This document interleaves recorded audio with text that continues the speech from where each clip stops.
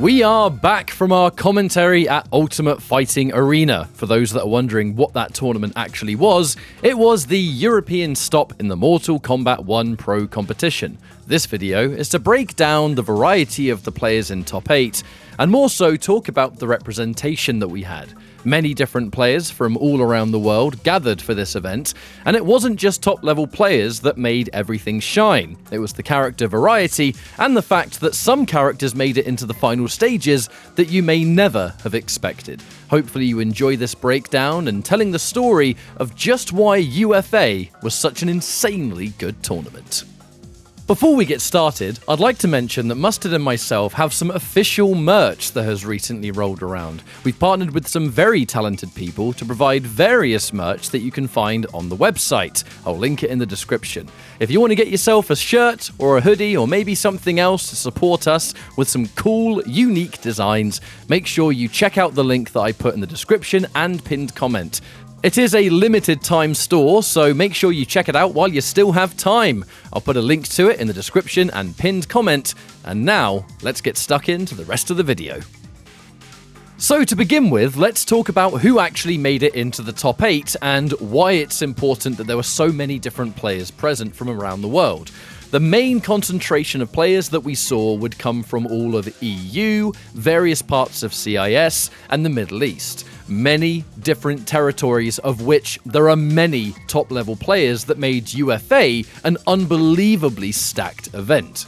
Now, when it comes to characters, there were the usual suspects. There was a lot of Johnny Cage this tournament, and there was a lot of Raiden this tournament. In the post-patch meta, Raiden and Cyrax is a thing of the past, and it tends now to be a lot of Raiden and Kano, a team that this part of the world definitely believes in, because I think statistically it was by far the most common team next to Johnny Cage and Kung Lao. However, when it comes to that final day, we saw a whole number of different characters, and it allowed the specialists of the event to really thrive. I'm talking about Gur making top 8 with Gearus, Foxy Grandpa with the Katana, Axstar with the Reiko, and that was just the beginning. We saw Video Games Yo for the General Shao, Boki with the Kung Lao, Kanamani absolutely showing up for an offline debut with Johnny Cage, MK Javier with the Scorpion pairing, and of course, Tekken Master, who decided to use a lot of Baraka this tournament paired with Striker,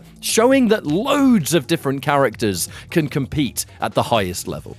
I thought I'd open up this top 8 by talking about the first match, Axstar versus MK Javier. It's less about how these matches went and more about the characters and the playstyles and why they worked the way they did. Starting off with Axstar, who was originally from Lebanon, however, living in France and grinding with the French FGC has made him that #1 player in the country. It's why he was playing in the 5v5 team battle. Many French players were telling us throughout the weekend, keep an eye on this guy, because he's going to make top 8. And that Reiko definitely showed us that he's a force to be reckoned with. The Striker pairing allowed this Reiko to just be dominant in the neutral, combined with the throwing stars, the grenades, a decent ranged game, but that was just the beginning. Being able to pick up these weird, strange conversions from a slide into a grenade, or some almost random hit into a grenade. It doesn't do massive damage, however, if you have the conversions on point, of which Axstar definitely did, this character did a lot of damage at UFA, and this player is one to watch if you're a Reiko fan. Now, his opponent in MK Javier is an interesting topic. MK Javier is a well-known online beast, however, has almost never been seen offline. UFA was the offline debut of MK Javier, and with a Scorpion performance to absolutely write home about, this player absolutely made a name for themselves here. The style of making Scorpion this hard to pin down, slippery, opportunistic character, which has been quite classic of Scorpion in the modern NetherRealm games, but a character that many people, myself included, often believe to be rather weak.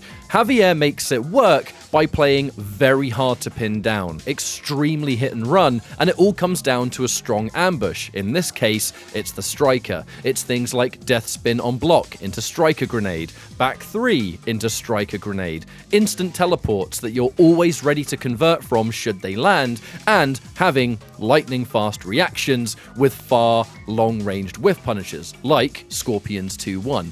This matchup was a really interesting one. However, Javier being able to simply dance around the screen the way he did led to Scorpion being minimum top 3, qualifying for winners finals. Now, we'll touch more on Kanamani versus Tekken Master in a bit, because that's a matchup that we saw in great detail. However, let's talk about the first round of losers bracket. For those unaware of how a tournament like this works, 4 players make it from the winner's side, and 4 players will qualify from the losers bracket. This means that, in regards to Video Game Joe and Boki, and Gur versus Foxy Grandpa, these were already elimination territory matches. There's a lot more stress here, because if you lose, you're out of the tournament. This is why Boki versus Video Game Joe was such an incredible match.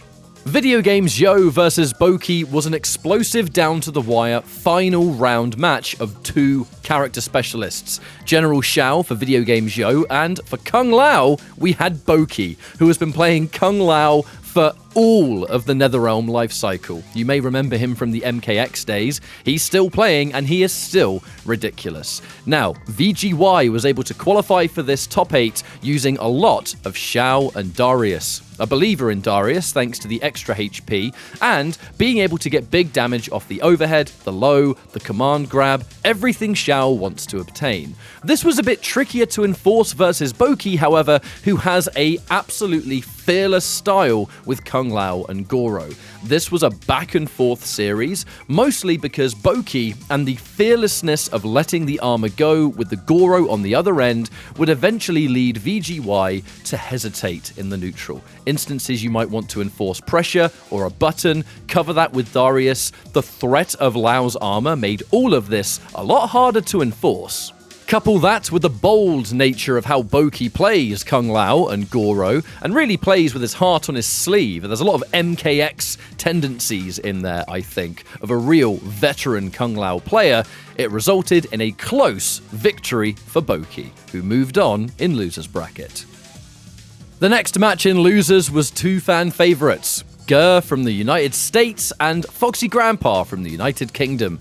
I don't think I really need to introduce either of these 2 players, more so the significance of Gearus making a top 8 thanks to the specialist of Gur, and the exact same thing with Foxy taking Kitana to new heights. Kitana is a character that the community is sometimes almost undecided over how strong she is, but when Foxy is using this character with the right game plan, you can definitely see where the gears are turning and why this character can be dangerous at this level. This matchup was unbelievably exciting, and again down to the wire. 2 characters that, when played this way, have a very slow and long game focused match. This is a really interesting side of the matchup because Kitana with the Lao pairing has incredibly good keep away. She has fantastic combo damage anyway, and her ability to get full screen combos thanks to the airborne fan and the low hat when it's charged. That's one element, but the main element is putting up this defensive brick wall, something that proved to be quite efficient versus Gur with the Gearus, as Gur is the only Gearus you really see in tournaments relentlessly play around the time rewind. The rewind essentially being that when you have 3 hourglasses, you can then spend a bar of meter in a combo to revert back to the previous 3 seconds, regenerating the health that you had, and essentially getting a combo breaker for much cheaper than everyone else in the game. This meant that many of the rounds went down to the wire, and we had some timeouts as well. This is just natural between these 2 characters because they are going to work at chipping away your health bar, and in the final game, Foxy found his flow, being able to hit lots of different ranged options that the rewind is going to be ineffective at dealing with, and often situations where Gur had built the hourglasses and then instantly had to spend the breaker just to save himself from the damage. A lot of meter was spent, but not a lot of damage was dealt. It resulted, ultimately, in Foxy winning that final game, but what a long series it was. The next phase of losers bracket, with the winners finals already cemented in Tekken Master vs MK Javier, would be Boki vs Kanamani. Kanamani, like Javier, is making an offline debut at UFA, and normally players will crumble under this pressure. But with a lot of players having never really played offline like this before, their performances were stuff to absolutely be happy with. They both looked incredible, and Kanamani in the losers bracket was on an absolute rampage, beating Boki in rather convincing fashion and going back to Johnny Cage, having previously used a lot of Raiden. Now it's back into the comfort zone. Much of the same can be said with Axstar versus Foxy Grandpa. Foxy's defensive style and the ability to low profile underneath Reiko's throwing stars resulted in a rather convincing victory for the Katana player. All the shoutouts in the world for Axstar and Boki, however. 5th place is a fantastic finish at an event like this, and with decent pro competition points secured and the ability to showcase just how good you are with your respective character is something that both of them were relatively happy with. All the spirits at the tournament were high and players were in a good mood over how their performance went down for the most part, and I think Axstar and Boki made a real impact here. But when we moved into the winners finals between Tekken Master and MK Javier, there was one question. How ready is Tekken Master for this Scorpion?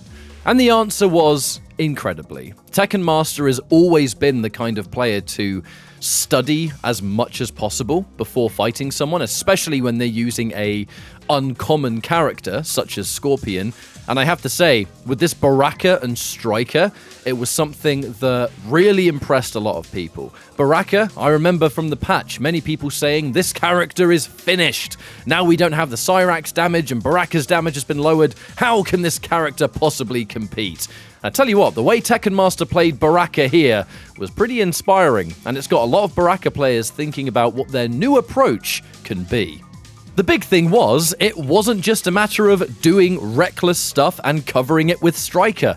It was setting up things like safe jumps from the end of a combo or a backwards throw, guaranteed armor breaks to allow safe, free pressure, and of course, throwing out the occasional move that you can cover with Striker Grenade. But there was just so much more to it, to make Baraka rather airtight in his offense and setups. Scorpion is a character that many people do not think is incredibly strong. Javier using the tools he can to push as far as he did was really impressive, but he struggled against Tekken Master. And it wasn't really his fault, I feel. The way the matchup was being played meant that every time Javier tried to do anything that he would normally do, Tekken Master had an answer for it. Whether it was death spin into Striker grenades, down 3 death spin being constantly flawless blocked on the first hit, not just to deny the meter build and the chip damage, but the momentum being completely shut down.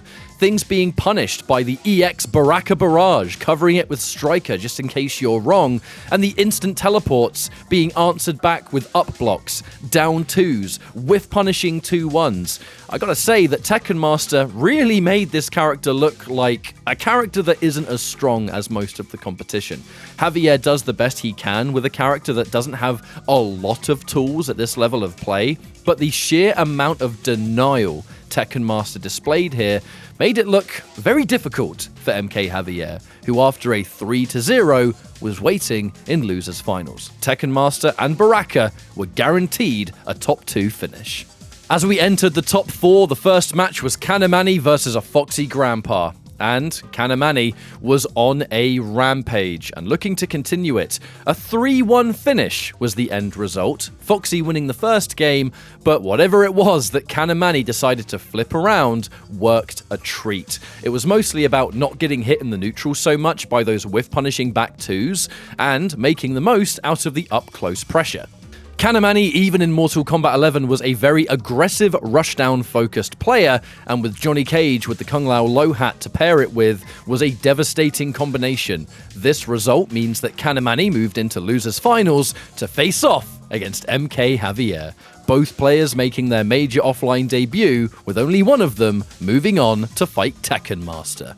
Now, in the losers finals, it was a good match. However, Javier, after winning that first game, would struggle to regain that momentum as Kanamani just continued to lay that pressure on thick.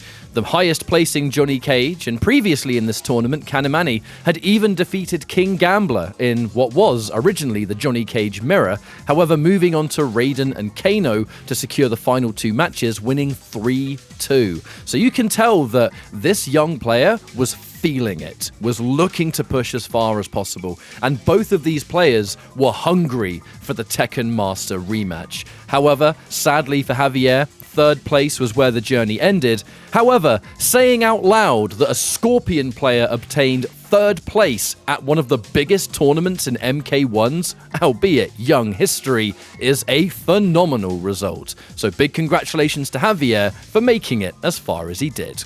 In the grand finals, however, it was all Tekken Master, and a masterclass of just how good Baraka can still be in this game. A lot of what I said before when it comes to using safe jumps, armor breaking, tightening up that offense with Baraka thanks to the striker assist, we got a bigger showing of that in grand finals. Kanamani, in the winner's side when they fought earlier in the tournament, was using mostly Raiden, if not all Raiden, picked out the Johnny Cage in grands, and off to a decent start. You could just generally tell that the Raiden wasn't as practiced as the Johnny Cage, although Raiden was still a fantastic character, going in with the absolute main, and with Cage and Lau being one of the absolute best pairings in the entire game, it was the one to pick for the final match of the tournament.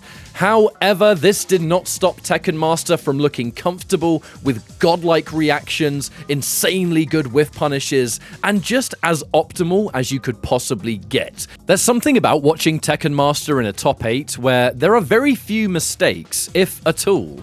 And when you play someone like Baraka, who does have good whiff punishment, who does have nice hit confirmable damage, and then the setups afterwards thanks to striker grenades, it looks like too much momentum for almost anybody to handle. And in rather dominant fashion, Tekken Master was your UFA 2023 champion. So what really is the story of UFA? I really think it comes down to specialists reigning supreme in this top 8. There were a lot of players who would jump between various top tier characters, and although the top 24 was unbelievably stacked, it was the dedicated specialists that took it into the final top 8. And with just the ridiculous level of character variety, not only that, but playstyles as well, really shows us that there's more to dive into with Mortal Kombat 1. It isn't necessarily just the Johnny Cage and Kung Lao show. The age of Striker gaining in his use is something that we're seeing a lot, and powerful ambushes being more important than most things when it comes to cameo moves. But if you're going to have a top 8 that has Geras, Kitana, Lao, General Shao, and so many more, I mean, for crying out loud, Baraka won the entire tournament. I think the future could be pretty interesting for more tournaments to come. It depends on the players, and it depends on how they want to approach things, but UFA was really, for me, the perfect international tournament. Whether it comes from the players and the countries they travelled in from, the characters they used, or the playstyles being plentiful, it was overall pretty much the perfect tournament anybody could have asked for, in my opinion.